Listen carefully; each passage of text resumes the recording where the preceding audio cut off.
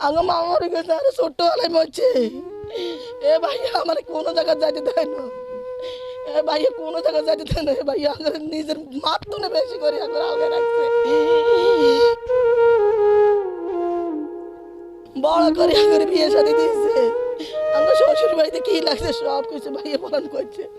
মার ধর্ম এখন কার করে বুঝতে দেয় না, এমন ধর্ম ভাই কেউ কারো করে নাই গো ভাই, এত কষ্টের ভাই কারো করে নাই। মা মরছে, ছোট ছোট বোন করে আলাই মরছে, আঙ্গুর বুকে হিড়ে করে মানুষ করছে, সারাদিন পরিশ্রম করিয়ে আঙ্গুর রান্ধি বাড়ি আঙ্গুর মুখে খানা দিচ্ছে। এখনো গেছে মাত্র, এখন 2.5 বছর হয়েছে, এখন এত সকাল কাগজপত্র হয়নি, তাই আসতে পারে নাই। 27 সালে হওয়ার কথা ছিল, তারপরে ভাই দেশে আসবে।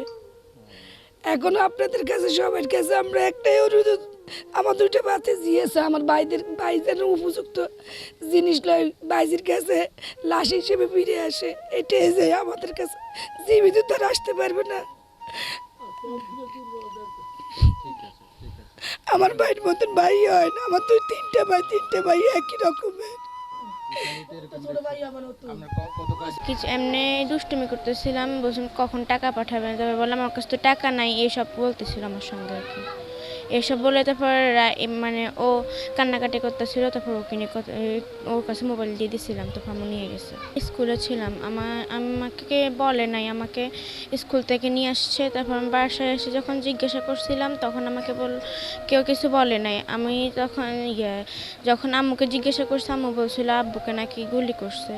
আমার স্বামী 7 বছর গুণের আসিল, গুণের মিডল রাষ্ট্রে গুণের ওইখান থেকে আসি, গুণের যুক্তরাষ্ট্র যাওয়ার করছে, গুণের অনেক স্বপ্ন, গুণের হে গুণের যাইবে স্বপ্ন দেখবো, গেছে আল্লাহ নিচ্ছে গুণের 3 বছর কাছাকাছি। তো গুণের হের এখন গুণের এই অবস্থা, গুণের আমরা তো অনেক টাকা ঋণই করে গেছে, গুণের ঋণগ্রস্ত রয়ে গিয়ে থাক মানে আছে। এখন আমরা ঋণই তো শোধ হইলাম না গুণের। এখন আমার মেয়েগুলোর আমি যুক্তরাষ্ট্র সরকারের কাছে আবার বাংলাদেশের সরকারের কাছে আমার এটাই গুণেরা আবদার, গুণের আমার মেয়েগুলোর লাগে কিছু করে, ভবিষ্যতে আমার মেয়েগুলোর লাগে করে পাশে দাঁড়ায়। আমি রাজু ভাই চাচাতো ভাই।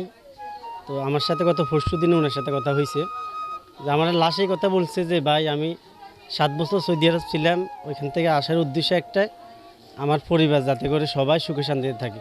বিশেষভাবে আমি জানি যে আজকে আমার সাথে এই 3 বছরের পরিচয় গভীরভাবে চলতেছে। তো উনি 5টা পরিবার চলায়, ওনার 3টা বোন নিরীহ, এদেরকে উনি চলায়, ওনার শ্বশুররা নিরীহ মানুষ, ওদেরকে উনি চলায়। তো মোটামুটি সবাই মানে ওনার কাছে একটা আলোর প্রতীক ছিল।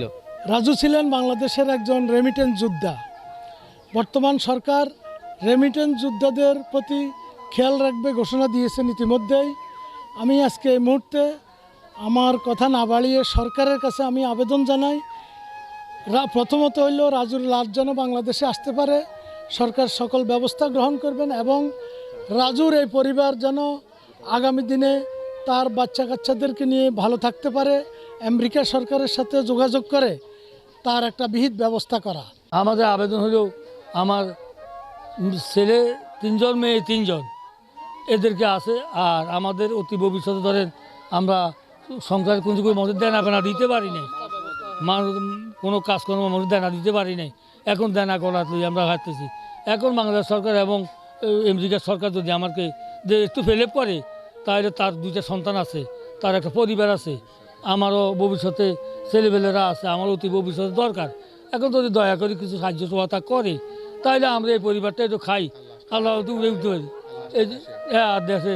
আর লাশটা আমার যে কোনো অবস্থায় বাংলাদেশ সরকারের আবেদন এবং আমেরিকার সরকারের আমার লাশটা আমাকে বাংলাদেশে পৌঁছে দেওয়ার জন্য আমি আমার লাশ আমার দেশে মারিয়ে দিতে চাই আর কি।